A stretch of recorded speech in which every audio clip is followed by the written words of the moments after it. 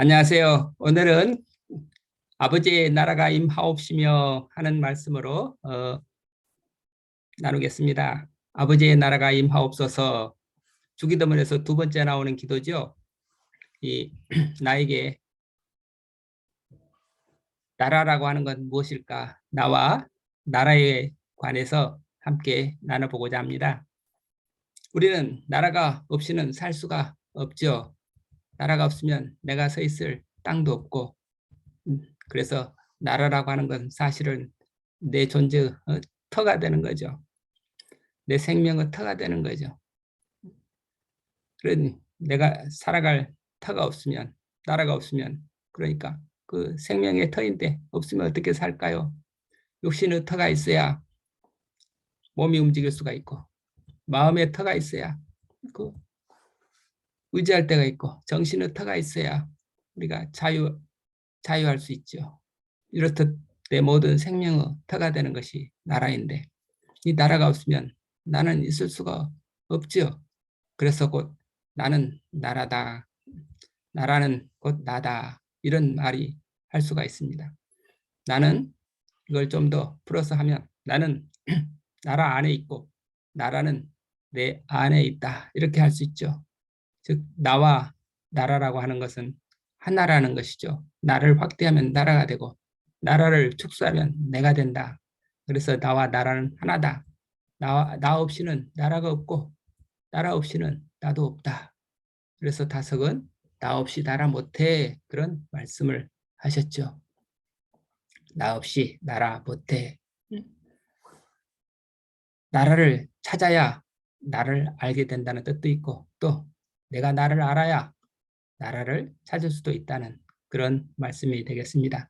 나를 알지 못하는 사람이 어떻게 나다 이럴 수도 없는 거죠. 어떻게 그런 사람이 또 어떻게 나라를 할 수 있겠느냐. 그래서 나 없이 나라 못해. 그래서 결론은 나를 알고 나를 찾아야 되겠다. 나는 이 안으로는 나를 찾는 것이고 밖으로 나가면 나라를 찾는 것이죠. 나라를 찾는 것이 곧 나를 찾는 일이 되는 거고, 나를 회복하는 것이 곧 나라를 구하는 일이 되는 것이죠. 그래서 수신이 본이라, 공자도 그런 이 나를 찾는 것이 모든 일의 근본이 된다. 그래서 그 나와 나라. 근데 그 나라라고 하는 게 무엇입니까? 그래서 성경 말씀을 통해서 예수님은 나는 하나님 안에 있고 하나님은 내 안에 계신다고 했습니다. 하나님이 계신 곳이 곧 하나님의 나라죠. 그래서 하나님의 나라가 예수 안에 있고 예수 안에는 하나님의 나라가 있다, 이렇게 말해도 될 것입니다. 그러니까 크리스찬 속에는 또 그리스도가 계시고, 그리스도 속에는 크리스찬 속에는 그리스도가 계시고, 그리스도 속에는 크리스찬이 있는 거죠. 그러니까 예수님이 하나님 나라에 계신 것처럼 우리도 하나님 나라에 속해 있다, 이렇게 말할 수 있습니다. 우리 속에는 하나님의 나라가 있죠. 또 내 안에는 더 구체적으로 말하면, 온전하게 말하면 내 안에 하나님의 나라가 있고 나는 하나님 나라에 있습니다. 그래서 나와 하나님의 나라는 일치하고 있습니다. 이렇게 될 때라야 그때 나도 하나님의 자녀가 되는 것이고, 그게 바로 크리스찬이라 하겠습니다. 그래서 나와 하나님의 나라가 그렇게 일치하기를 비는 것이, 그렇게 비는 기도가 곧 하나님 나라가 임하옵시며 하는 그런 기도가 됩니다. 하나님의 나라는 곧 하나님께서 통치하시는, 하나님이 주인이 되시는 나라, 하나님이 다스리시는 나라죠. 예수님이 오셔서 하나님 나라의 복음을 선포하셨습니다.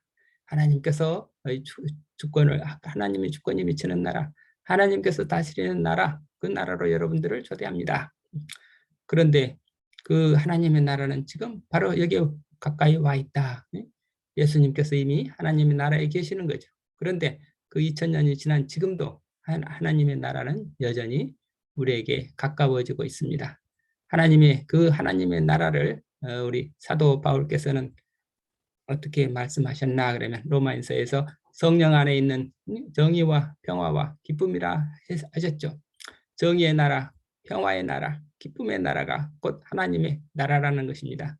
그런데 그 정의의 나라가 왔는가, 평화의 나라가 왔는가, 기쁨의 나라가 왔는가, 외적으로는 아직 오지 않았죠. 그러니까 우리 밖에서는 계속 그 나라는 여전히 오고 또 오고 있는 나라지. 와 있다 할 수가 없죠. 바울이 그 로마에 전한 그 하나님의 나라, 그 기독 하나님 나라의 복음이 그 기독 로마에 전해졌는데 그 로마는 당시 황제가 다스리는 로마였죠. 그 황제가 다스리는 로마가 에서 이 기독교가 국교가 되었습니다. 그러니까 그 국교가 정말로 그 진짜 국교가 됐으면 황제의 나라는 또 우리 하나님의 나라로 이렇게 탈바꿈이 돼야 되는데 그런데 황제의 나라 로마는 저 멸망했지만 쇠락해서 망했지만 하나님의 나라가 오지는 않았지요. 그 하나님의 나라가 아니라 교황의 나라가 됐죠. 그 쇠락한 그 당시에 이제 살았던 어거스틴은 그 무너지는 그 로마 제국이 무너지는 것을 보면서 영원히 무너지지 않는 하나님의 나라를 그리워하고 기도하는 그 글을 썼는데 그것이 바로 신국이라는 방대한 책이 되었습니다. 하여튼 그 기독교가 들어가서 또 황제가 나타나서 교황은 황제가 아니라 황제의 자리에 이제 교황이 자리를 차지하게 됐죠. 그래서 황제의 자리를 물려받은 교황은 그 왕 중에 왕이 돼서 교황이 군림하는 그런 교황의 나라가 중세 시대에 지속되었죠. 그래서 중세 시대 우리 종교 시대라 하지만 사실은 날마다 모든 사람들이 주기도문을 외면서 하나님의 기도했지만 사실은 하나님의 나라라기보다는 그 하나님의 나라는 그 현실 이 땅에서 하나님의 나라를 찾기보다는 그만 우리가 죽은 다음에 저 세상 저편에 머나먼 것으로 하나님의 나라가 밀려나게 되었다 할 수 있습니다. 그 세월이 지남에 따라서 차츰 그 복음이 들어가서 사람들의 마음속에 하나님 나라에 대한 갈망이 싹이 트고 그래서 우리 차츰차츰 인민들의 어떤 의식이 깨어나는 거죠.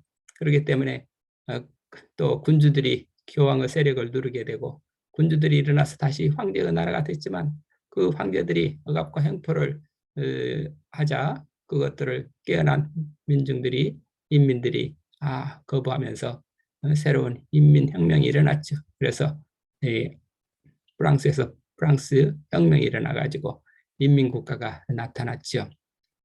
그 처음에 인민국가는 상인들이 경제적 자유를 주장하는 그런 자본주의가 나타나게 되는 거고 또 산업혁명 이후에 자본주의의 그 병폐가 심화되자 그 노동자들이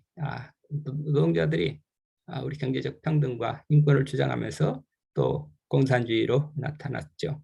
결국은 그 인민, 상인이나 우리 노동자 이런 인민들이 주인이다 하고 서로 나타났지만 한쪽에서는 공산주의, 한쪽에서는 자본주의 그래가지고 서로 대립하게 되는 거죠. 이런 서구 문명과 사상이 우리 동양을 지배하면서 한반도 북쪽에는 조선민주주의인민공화국이라는 공산주의 국가를 세웠고 남쪽에는 민주공화국 대한민국이라는 자본주의 국가가 세워졌죠. 원래 하나였던 한반도의 이 한민족이 이렇게 두 쪽으로 나뉘어서 상인의 인민 그리고 노동자의 인민 이 두 인민이 서로 보승관계로 대립하고 있는 현실이 되었습니다. 우리가 이런 인민과 이 민족의 모순을 어떻게 지향해서 하나의 나라가 되는 그 길이 무엇일까요? 그것은 우리가 인민국가의 모순을 극복하는 길이라야 될 것입니다. 즉 인민 속에 내재된 권력과 자부의 그 모순을 어떻게 지향하고 새로운 그런 창조적 길을 찾아야 되는데 그렇게 되려면 그것은 인민의 국가가 아니고 인민을 위한 하나님의 나라를 세우는 것이라야 되지 않겠는가 하는 생각입니다. 즉 인민의 세력으로는 그 자체적인 모순을 극복할 수가 없고 오직 하나님만이 우리의 구원자가 되신다는 것입니다. 다시 말해서 수렁에 빠진 사람이 어떻게 스스로 힘으로 나올 수 있겠습니까? 누군가 제3의 힘을 제3자가 나타나서 이렇게 구원할 수밖에 없는 거죠.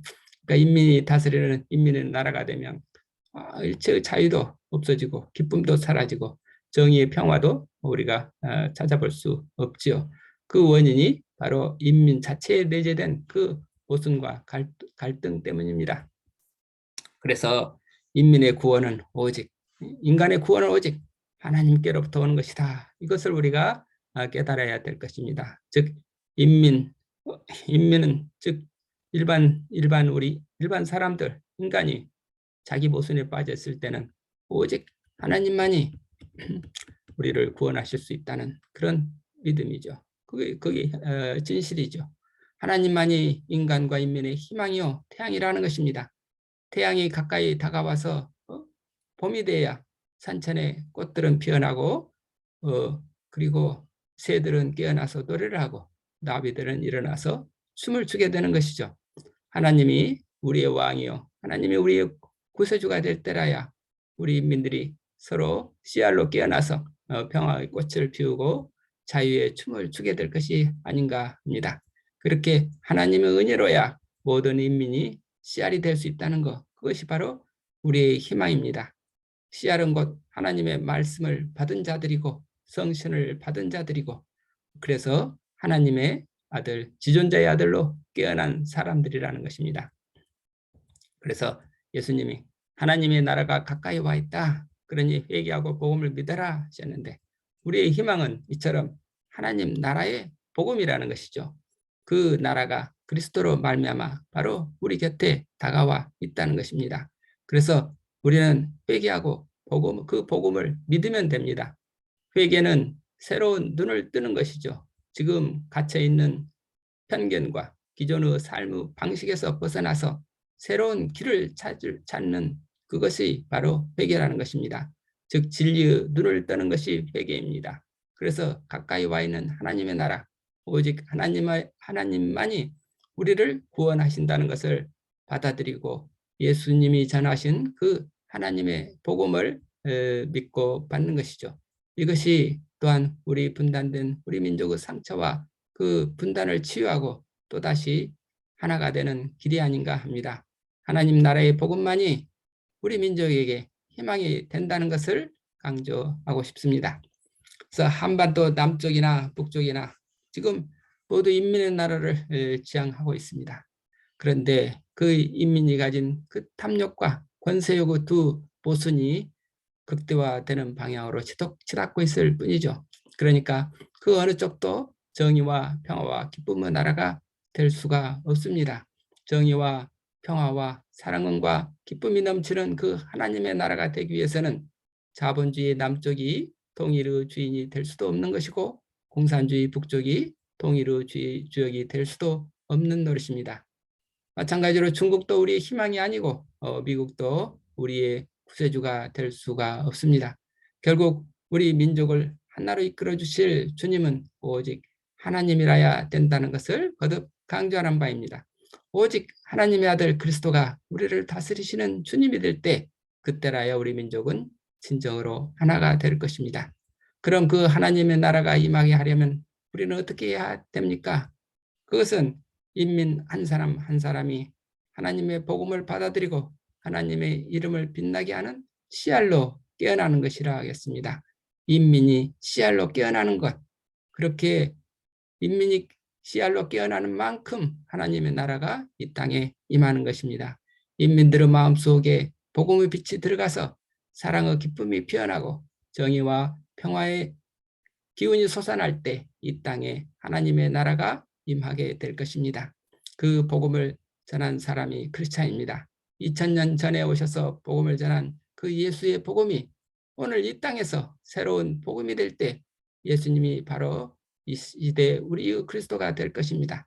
2000년 전에 죽은 예수가 이 땅에서 다시 부활하실 때 우리는 그 부활하신 그리스도로 말미암아 모든 인민이 새로운 씨알로 거듭나게 될 것이고 그래서 그때라야 우리나라 이 땅에 하나님의 나라가 임하게 될 것이라고 봅니다.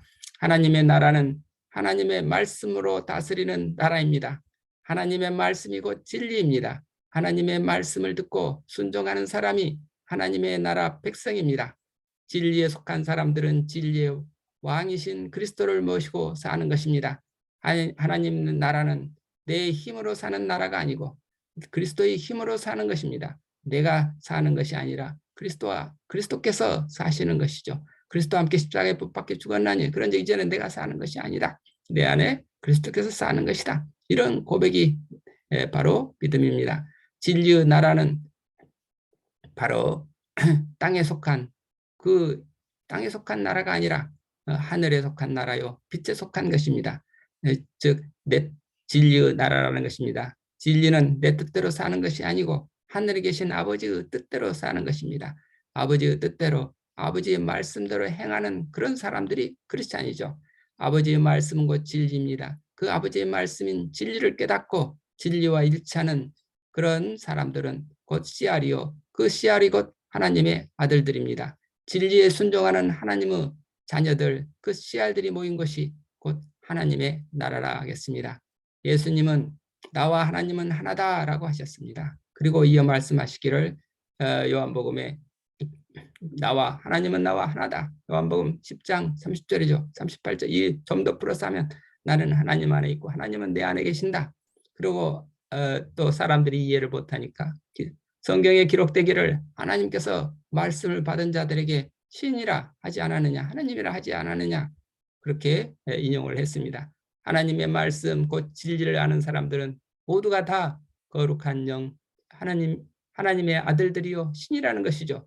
예수님이 기록됐다고 인용하신 성경 부분은 바로 시편 82편 6절입니다. 읽어보겠습니다. 내가 말하기를 너희는 신들이며 다 지존자의 아들들이라 하였으나 너희는 범인같이 죽으며 방백의 하나같이 엎어지리로다. 하늘나라 복음을 받아들이면 모두가 성신이 되고 지존자의 아들들이 된다는 것입니다. 하나님의 말씀인 진리를 깨치면 누구나 진리의 사람이 되고 진리의 아들들이 되고 씨알이 되는 것입니다. 그런데 이렇게 깬 사람, 즉 씨알이 되지 못하고 그만 범인같이 인민으로 남게 되면 희망이 없다는 것입니다. 따라서 인민의 상태에서 벗어나서 어떻게 씨알의 상태로 거듭나는 것, 이것이 곧 나라를 사랑하는 길이고 우리 민족이 통일과 평화 길로 가는 그런 그 일이라 하겠습니다. 그래서 하나님의 나라가 임하시길 기도하는 것은 하나님께서 우리의 최후의 구원자시고 우리의 최후의 승리자이심을 확실히 믿고 하루하루를 우리 인간이 지닌 모순과 인간의 악을 극복하면서 사는 믿음의 생활이라 하겠습니다. 내가 어둠의 인면에서 벗어나서 빛의 씨알로 깨어나는 만큼 그만큼 하나님의 나라는 가까워지고 있습니다. 이제 내가 씨알이 되어서 사는 것은 내 안에 내가 사는 것이 아니라 그리스도께서 산다는 그 믿음으로 사는 것입니다. 우리가 길이요 진리요 생명이신 그리스도를 내 속에 모시고 살면 그것이 곧 하나님의 나라가 임하는 것입니다.